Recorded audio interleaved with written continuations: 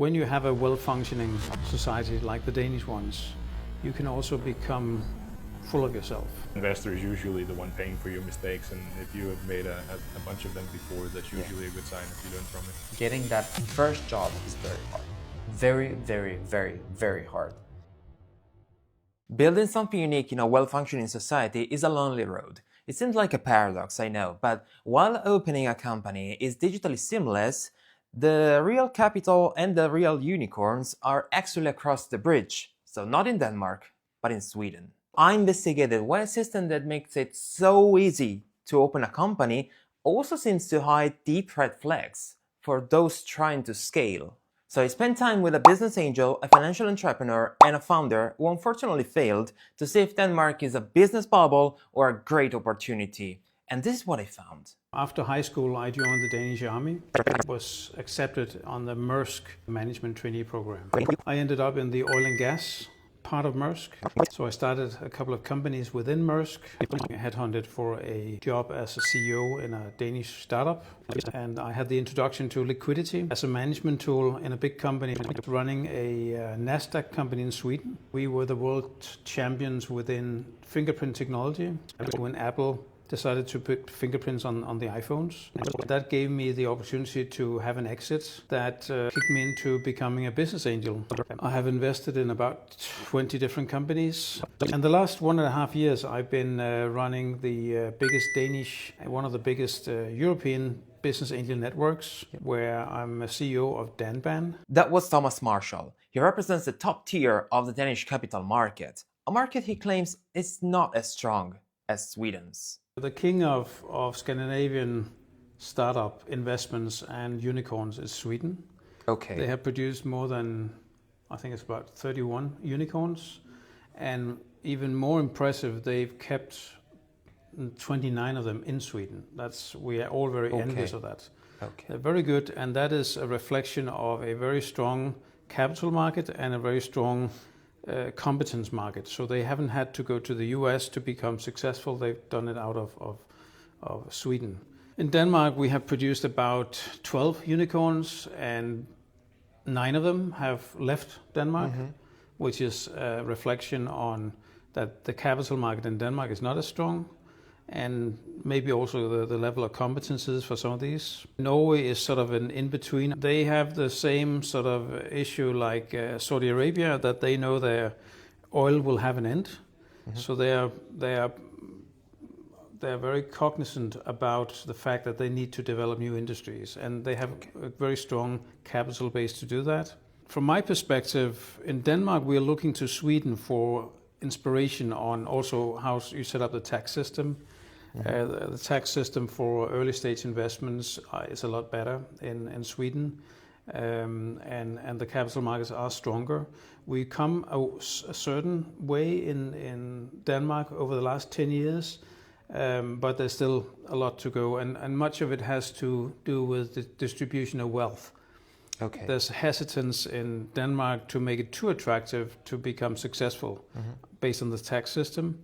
And Sweden don't have that reservation, and you can see they produce more unicorns. I think Denmark has a bigger potential if we would be able to solve some of those political restraints. Do you think that there is a specific sector, for example, for Sweden, where those unicorns are raised?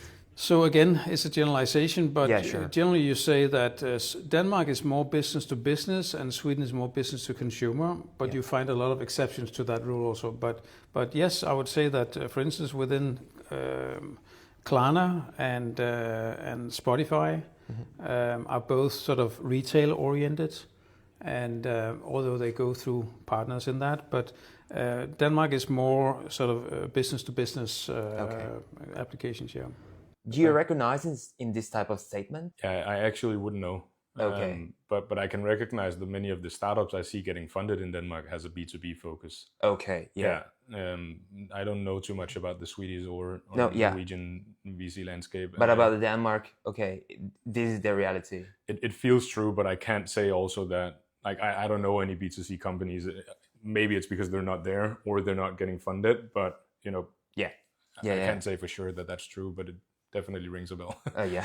That voice belongs to a founder who tried to solve one of the biggest hurdles for expats in Denmark, the coffee break isolation. He built a news platform to help internationals follow daily Danish life, ensuring they would never feel excluded from those local conversations with colleagues. Now, he's sharing the reality of what happened to that vision. And do you think that, based on what you said before about the taxation or the legislation, okay, Denmark is well known about these differences, but they are moving into the direction of Sweden, or there is a gap there? It's a very good question. I don't see a big movement, unfortunately. But with the events happening in the world these days, where Europe not only needs to defend itself better, but we also need to see where growth will come from if we want to maintain some relevance. And not least here in Denmark with our welfare system, we cannot keep having old companies that are 100 years old financing, like Novo Nordisk and Maersk and some of the others, Carlsberg. Yeah. A lot of the big ones are 50 to 100 years old.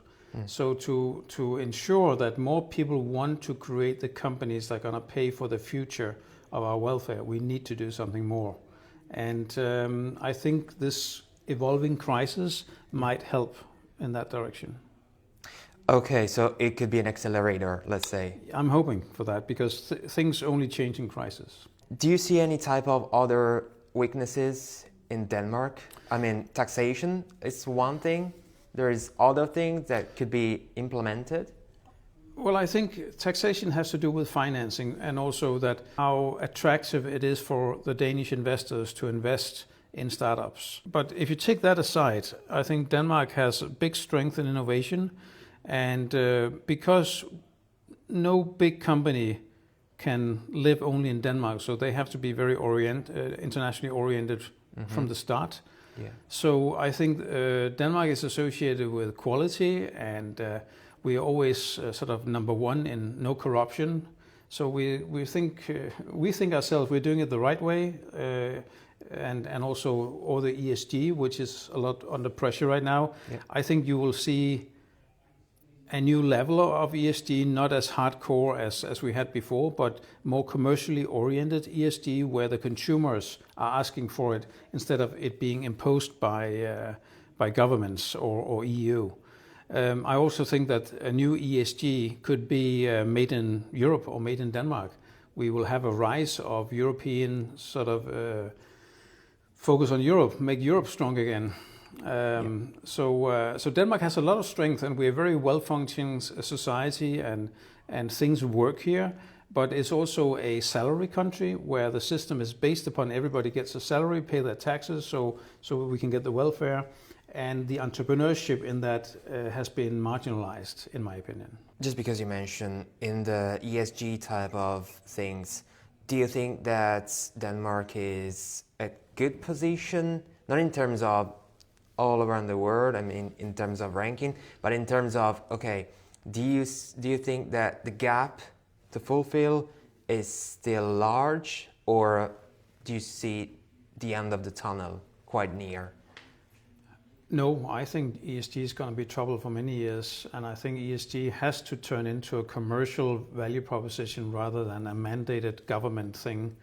I've heard the most ridiculous data points being demanded to be collected and reported by big companies to smaller companies that are just ridiculous, that cannot create any value at all. So I'm actually happy this was paused. Because a lot of it, I think, was not making any difference anyhow, and just making life much more difficult for small companies. So I think Denmark has a good position there, because we've done things environmentally friendly for many years, so we can set standards in our own ESG. Yeah. But I think it's an EU problem that we have too many startups focusing on how they can help companies implement new laws coming. It's just putting layers on layers and layers. We should focus on how we help them make more money, how we make things more efficient, faster, better, and sort of creating startups that are based on GovTech only to implement new rules that we know are going to come in, because EU has been supplying this steady flow of I think it's a big problem, and it's a symptom of the illness of EU. But I think that's changing now. It takes 24 hours to open a company. It's frictionless. But once you're in, you face the political restraints. There is a hesitance in Denmark to make it too attractive to become successful based on the tax system. How could you describe the startups environment here in Denmark? Because Denmark is one of the most digitalized countries in the world, it's so freaking easy to open a company. Okay. I mean, it takes 24 hours or less to open a company. It's frictionless. And this basically comes as a great advantage to entrepreneurs to take those initiatives. And basically, it's very easy for you to start that one company. Okay. Then the kind of investor environment for pre-seed and seed money, whenever you're if you're building a technology company, or you would probably need other people's money so that you hire yourself, you hire a team, you are developing this product, you're buying the materials that you need to develop this product.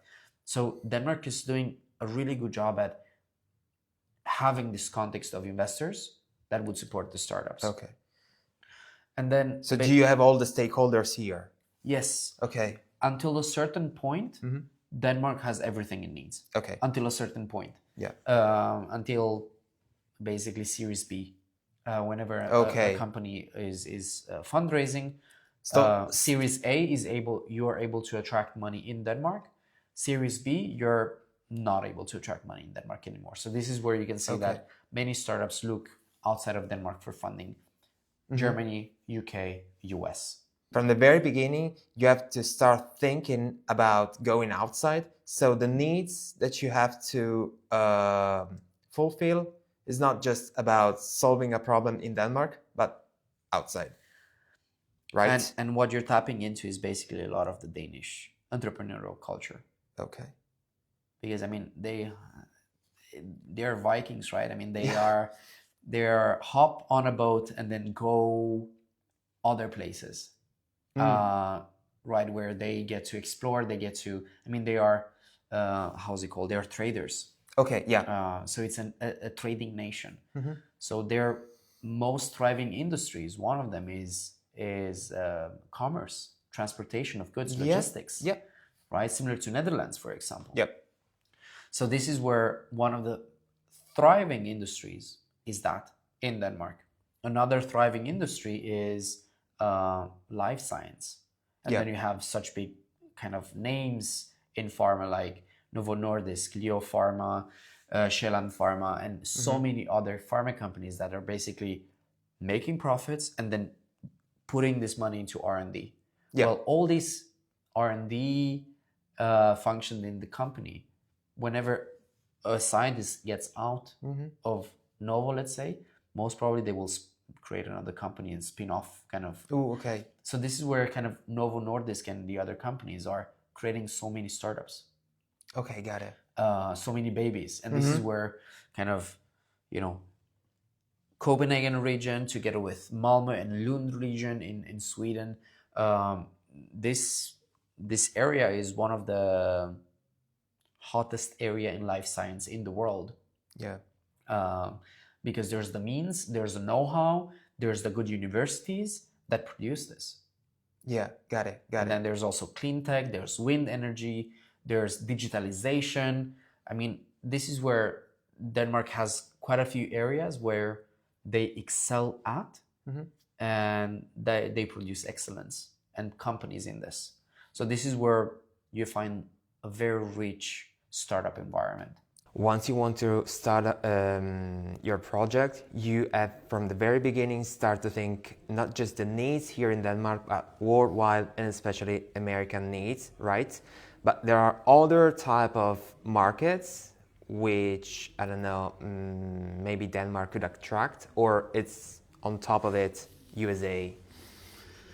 Everything has been very USA-centric for the last long time, 25 years at least. And but we seem to see a change now where, and the obvious reason is we come from a Europe that's very fragmented. We speak different languages, different currencies, different rules. Although EU is helping, it's still tougher to grow than having a homogeneous market in the US, where you can, with one company, sell to all of the US. It's more or less the same language and everything else. So that has always been the big attraction of, and also why, if you are successful in the US, across the US, you have a certain strength that makes it a lot easier with that strength to come and buy smaller vendors in Europe. So we need to make cross-border investments in Europe much more attractive. We need to make it much more interesting to be able to scale across the European borders.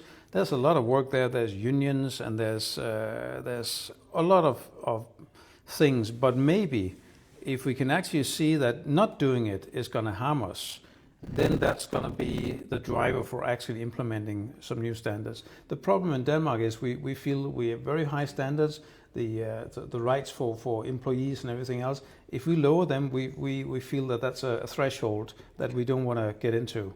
So there's some work ahead, but I think again the driving factor needs to be that in 25 years Europe should be much stronger than we are today.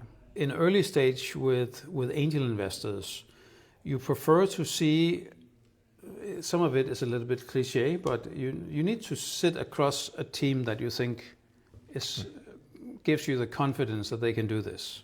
So that's one thing. They have the competency, they have the energy, they have the vision to implement the plan that they are presenting to you. Next thing is you would like to see that they are solving a problem that you think you can understand and it makes sense and you think is a good solution to a problem that you have not seen before. And not least, you need to see that they can make money solving that problem and they can scale. So I think most investors would prefer to see some customers having bought into this and some revenue. You also see pre-revenue, but it's the market has gotten tighter in the last 2 or 3 years. So I think some kind of traction on the revenue side is very important. You just need to show that it's just not a plan, it's also something that you actually sold. Which is the best way for startups to present his project to an investor? Again, sure. with a lot of exceptions to that, but I think a major shift that I've seen is that a few years back, most startups had learned to come with this huge burning platform of a world problem, or their parents had died from cancer or something like that, where it's sort of a gripping story, and now they had the solution to that. But the problem was that the big story was not matched by a great business. It was a big story with very little business. So I think this has turned around now. Now investors want to see the business and then the big story. Okay. It's great to see that people can change something big, but they need to see that you have that you're focused on how can you make money on what you're trying to achieve. It's just not to discourage people for not having been selected. But if you start by saying, we found a great way to make money on X, and we think there's so many of these that there's going to be out there who wants our, that's a great start to a pitch. Instead of too much fluff and storytelling. Okay. In my opinion. No, yeah, sure. Another thing that I would like to go through is about the rate of exit strategies.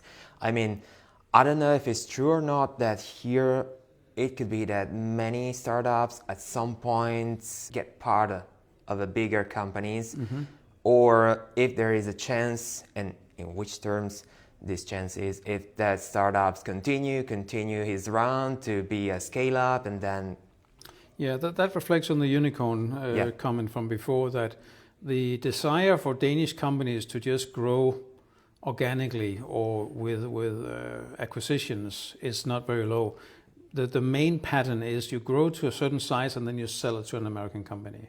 And of course that's a bit of a pity, because there's a lot of value to be had in the next part of the journey, but a lot of founders want to get their money back and maybe do something different. Yeah. So the appetite for creating a new 100-year-old company is low. You don't see much of that. While most founders dream of selling to an American giant, others are spotting major red flags in a venture capital model. For some, the only way to stay sustainable is to stop chasing explosive growth and start bootstrapping? If you asked me, I think 2.5 years ago, I would have answered this question by like, of course you need an investor. Like, that's Okay. just how you build a company, right? Okay. I was completely bought into the idea of the venture capital way of building and growing a company. But then I think at least that's my perspective on it, but if you follow the economic kind of development in the past 2 or 3 years in the startup ecosystem, you saw that as soon as the economy kind of tanked a little bit here, maybe 1.5 years, 2 years ago, it almost killed like all of the startups that went through the venture kind of growth way when they were in their later stages. So companies that was raising their Series A or B or C, which is maybe venture round 3 or 4 or 5, they all, suffered under having really good terms for the pre-seed, the seed, and potentially Series A, because money was almost free for like, I don't know, 4 or 5 years. So investors would just toss money at you. And the mentality for startups was, let's take as much money as we can. So they ended up having like really high valuations. So when the economy tanked, then they had really high valuations, but the valuations dropped, which meant that they would have to sell out much more of their company to get the money they needed. And so they became dependent on the model to work for the company to thrive. Okay. So I just saw that as like a major red flag. And it's almost as soon as you start that journey, you can't really end it. That's the path you're on. So I began to kind of explore what are the other options, right? And there's the option of bootstrapping all the way, which is basically just self-funding it, if people don't know. So you don't have investors, you use your own money. Exactly.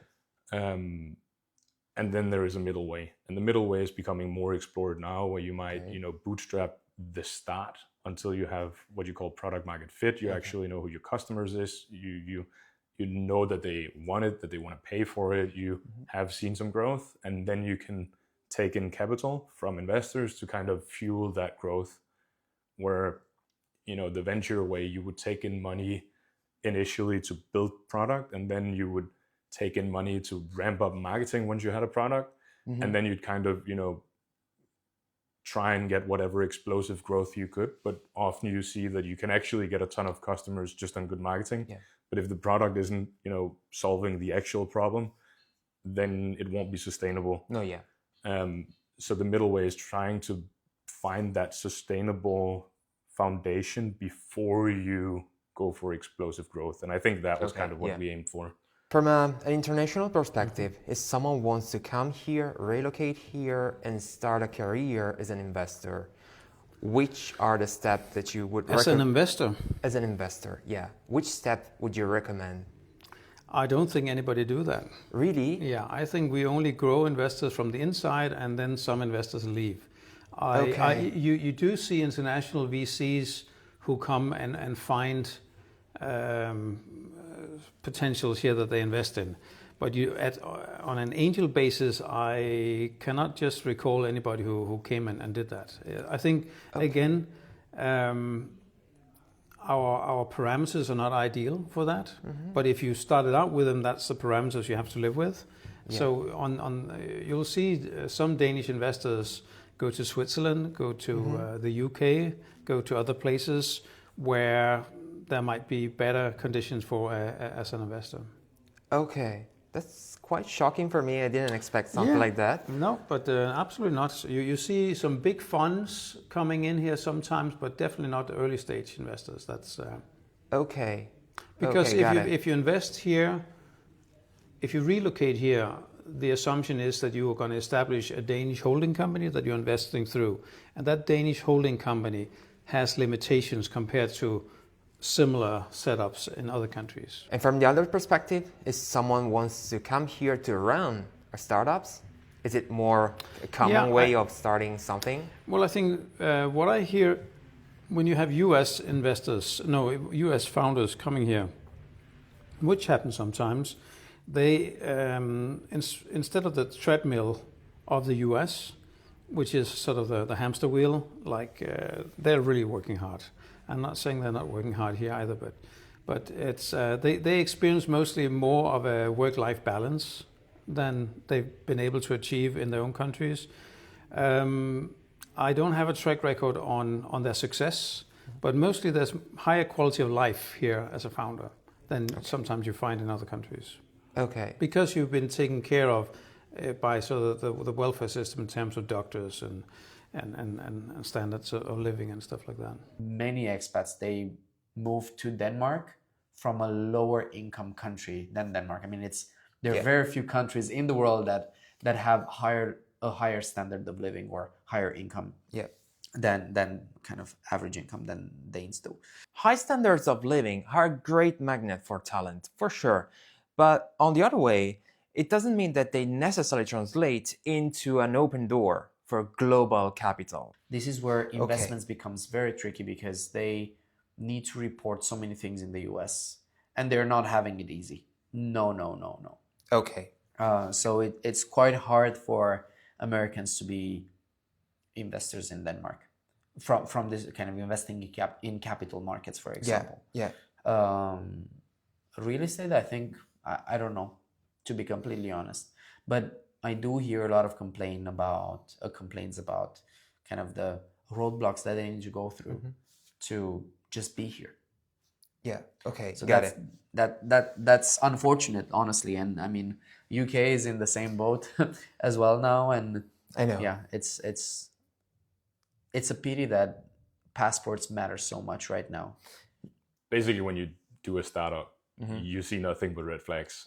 And I think the reality of building a startup is that you have to be really good at ignoring them. You have to find some conviction in your idea, even though, there's a lot of signs that you're not going to make it and it doesn't make sense and it's not going to be a solid business and all that. Okay. I think the most red sign for us was that people are not willing to pay for news. Okay. Right? Which is like a almost by now it's a widespread kind of acknowledgement that news is not really a product you pay for. Even the media companies to which you pay a subscription to, it's mostly like opinion pieces that you get behind the paywall. Okay, yeah. So the actual like running news of what's happening today, that's more of like a commodity that has become free. Right? Yeah. Okay. Because even if you can't read it for free at your favorite news outlet, you can read it for free somewhere else because everyone is copying everyone, right? Absolutely. So it's out there. The information is free. So I think that was like the first real red flag that we had to just kind of turn the blind eye towards. If you run out of money, that's easy. So if you have no traction, no customers who want what you are presenting, and you have no revenue and your money is running out, that's sort of the 95% of it. Then you have internal conflicts with founder teams also, where people want different things. But mostly liquidity and sales is the reason startups die. And how about the timelines? I mean, there is some specific period that you have to expect here in Denmark for go through a first round of seeds or get some support from the government or I don't know, whatever? No, I would say that's very individual also. Okay. You need to have a certain traction to get government grants also. So sometimes that takes longer time than others. From an investor perspective, I wrote a book a few years back where I defined the rule of pi, which related to every time you see a timeline multiplied with pi. And so everything takes a lot longer for everybody. I've rarely seen any plan that was done in time. But that's just a parameter. It's not because people are lying or being too, that's just how things are. And every time you see a sales budget divided with pi, and maybe you're gonna be closer to reality. Yeah.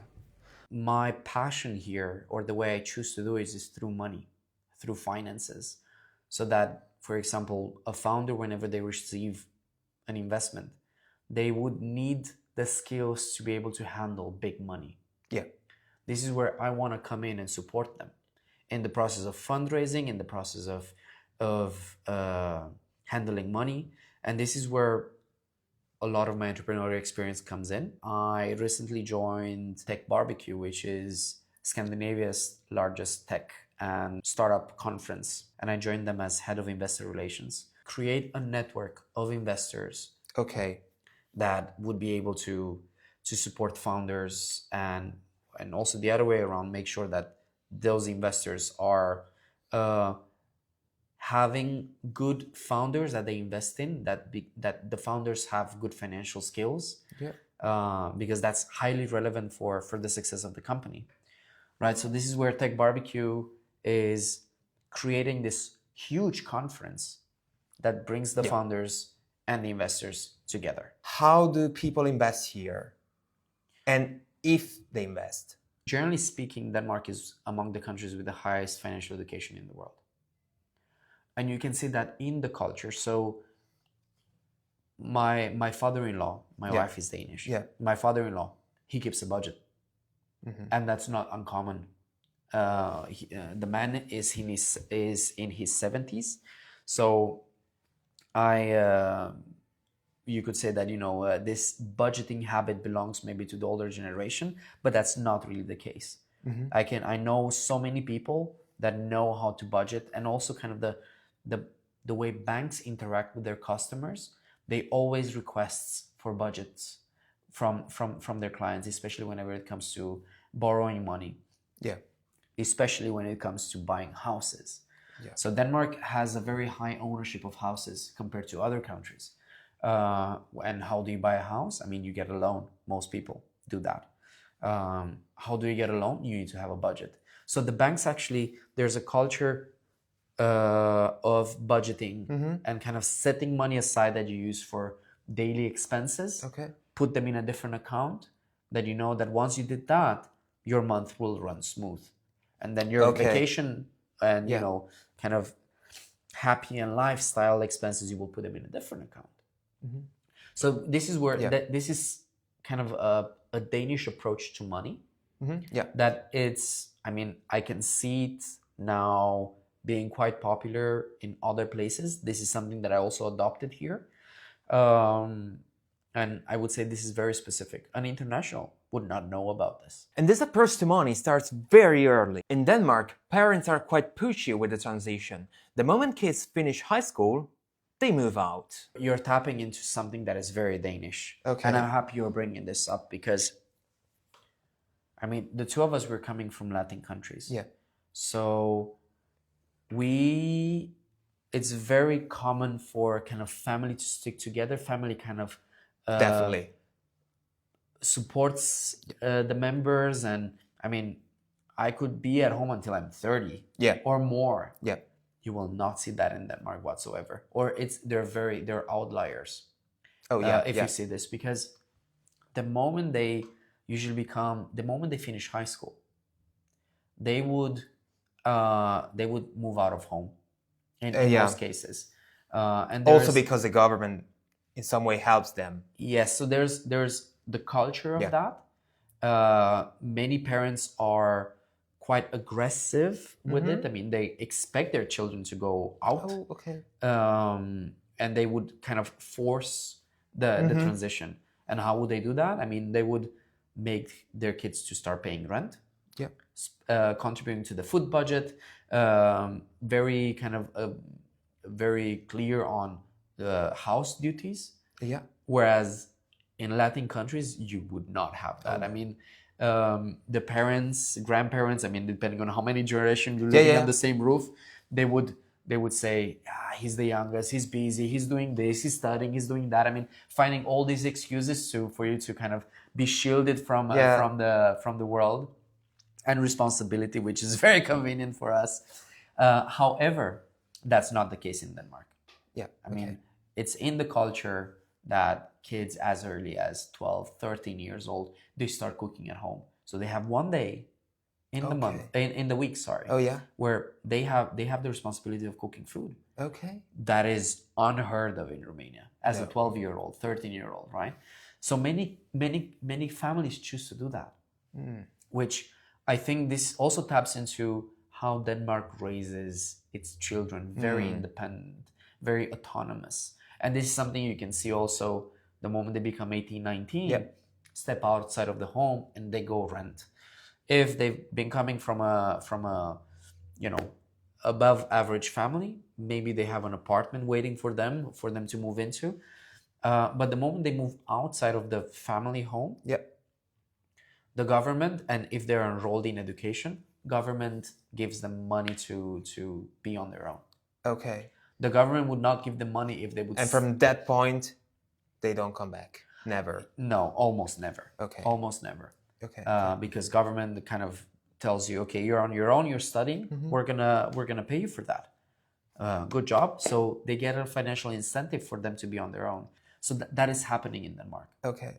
How about all the infrastructures, let's say, could be accelerators, hub, or also university? How do they guide to meet the criteria for the investors? I mean, there is a match between these two things or no?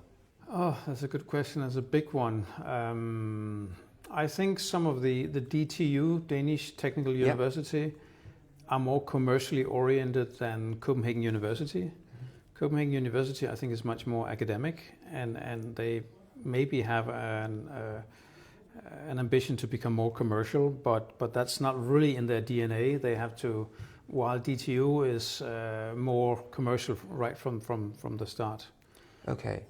And this is something specific for Copenhagen.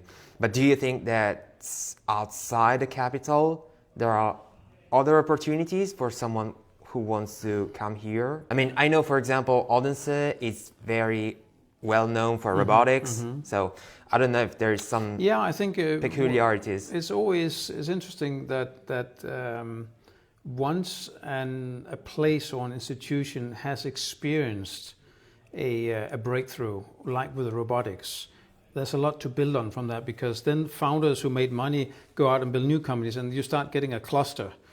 And I don't really have good examples of that in Copenhagen University, but I have that from DTU that has really sprung out a lot of great ventures that became. So I think it requires that one success experience that can then be multiplied. But until that happens, you're kind of searching on how to get there.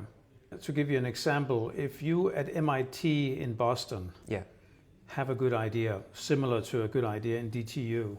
In DTU, the team will maybe, if they're good, get 200,000 euros to sort of develop their idea. And that's really well done. And then they're going to apply for some funds and stuff. In Boston, they're going to get $1 to $2 million at the same stage. And that's just a huge difference in how fast they can accelerate, get good people involved, the expertise they can buy. And that is where I would like to come to, or at least closer to that, that Denmark really needs to make more capital available. And that also requires that those investors who come with the capital find it an attractive place to invest, that and that's back to the system and the infrastructure. I both really like what the government is doing, and there's also parts that I really dislike. Okay.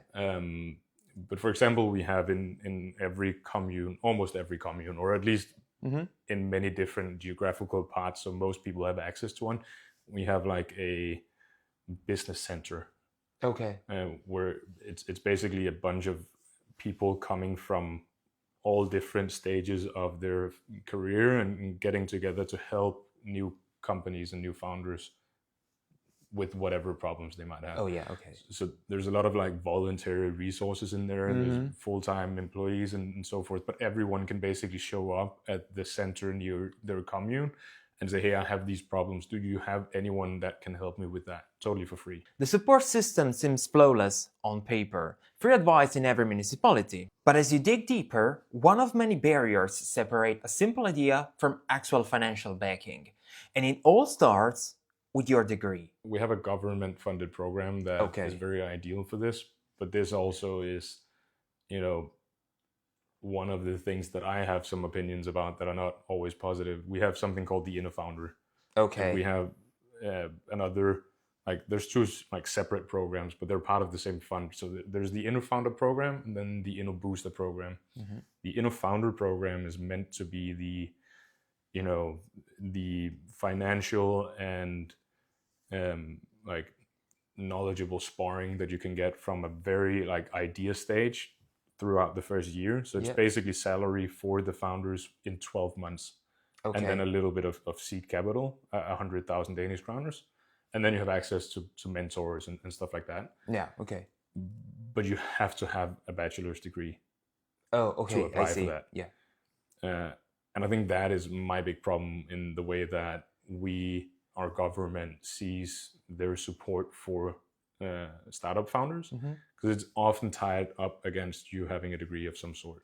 The InnoBooster is a little bit different, but that's also for more late stage companies. Oh yeah, okay. So it's not late stage, but it's later stage. You need to have, customers, you need to have a product, you need to have some revenue, but you can't be too old. So it's sort of like the middle thing, right? Okay, yeah.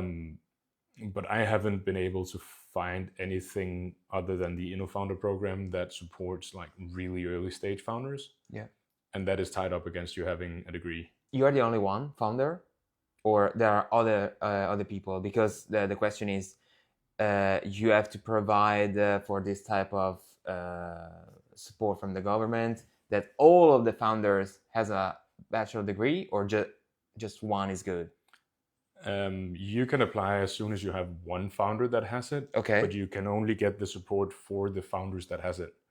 So it's built in the way that every founder that applies and gets accepted, they get I believe it's 30K a month grant for like, that's their salary.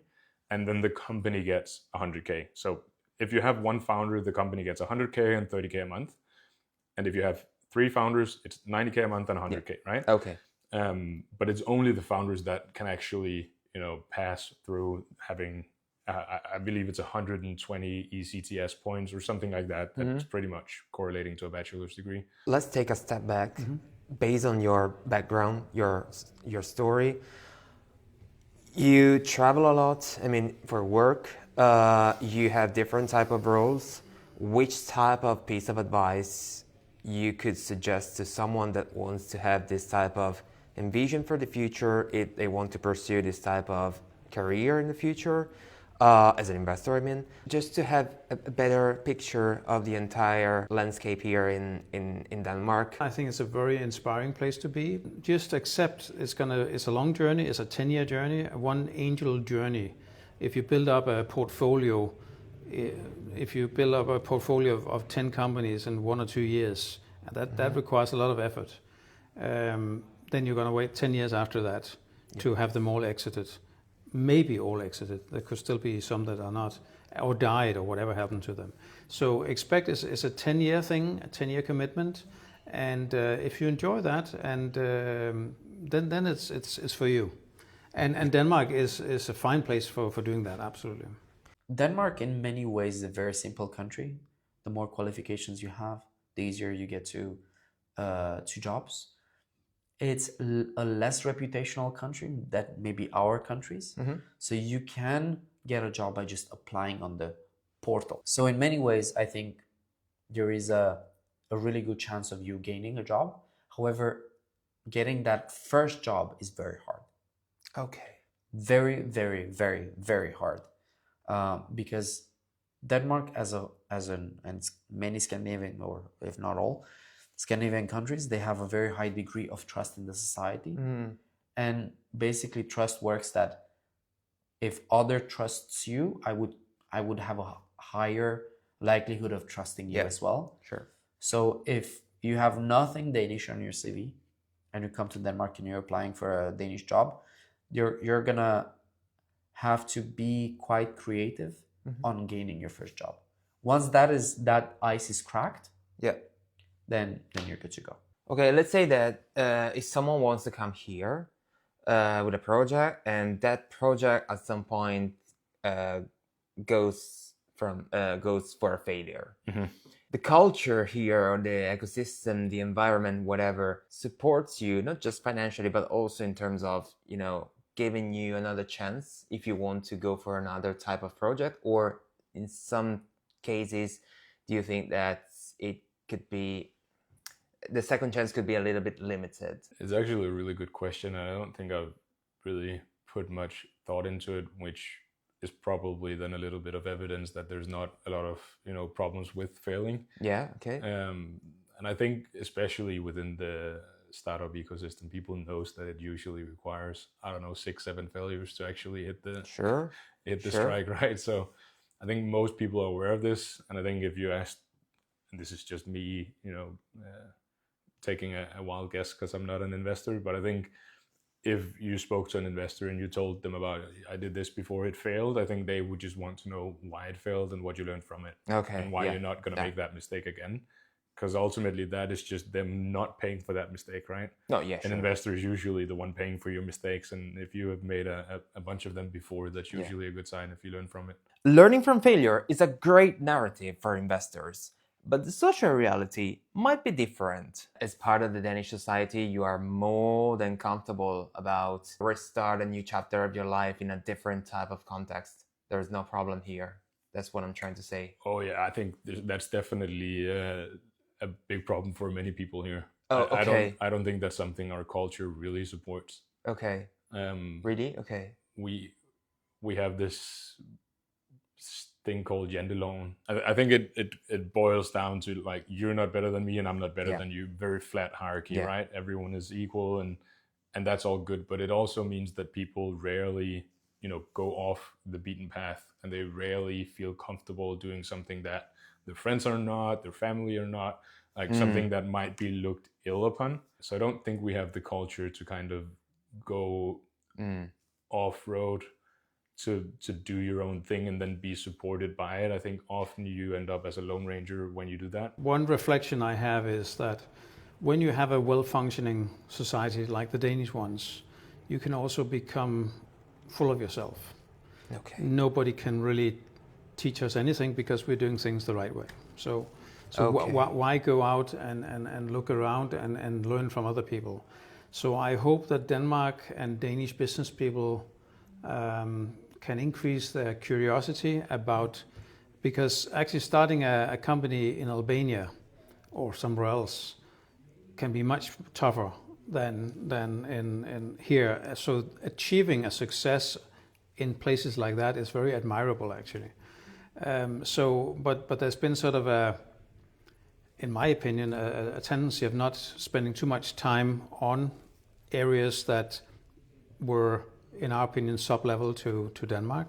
Yeah. And I think there's still a lot of learnings to be had and a lot of business to be had, especially now if we need to look for business elsewhere than in the US. Mm-hmm. So be more curious, be more interested in different ways of doing things, and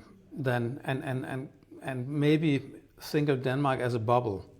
That for some reason we have made it happen here, but the rest of the world will never be like us and don't have the setups like us. So be more curious of the world and see the opportunities in the world. And curiosity is no longer optional, it's a survival tool. Looking past the current success of giants like Novo Nordisk, the question remains, which industries will actually drive the Danish startup market for the next 10 years? So I think that Denmark are trying hard to find their role in the ecosystem, to see where they could make a difference with less resources available than the US or France or Germany and somebody else. Quantum is one of the fields, green energy, green transition. So there's a few focus areas. Historically, governments have not been very good at predicting the future strength areas because they are always driven out of commercial strength and opportunity. Yep. But it's an attempt to find the right, and Novo Nordisk, the success of Novo Nordisk has done so much and will be doing so much in this space for the next many years, hopefully. Yep. Where they are bringing capital to a market that has been difficult. MedTech, for instance, they are bringing early stage capital to a market that's been almost zero, because it's very hard to fund MedTech. So I think that on MedTech, green transition, logistics, business to business solutions, Denmark will have a future. And I cannot say whether I'm hoping or thinking, but I do hope that Denmark will become more friendly to entrepreneurs, make it more attractive to have a life as an entrepreneur rather than as a salary person, because we need that. In a country that offers a net for every fall, your greatest tool isn't the welfare state, it's your own convention. Because in this market, as in life, your internal compass is what truly defines your final destination. I didn't invent this, it's something I saw. So whether you think you can or you can't, you'll be right. Yeah, okay.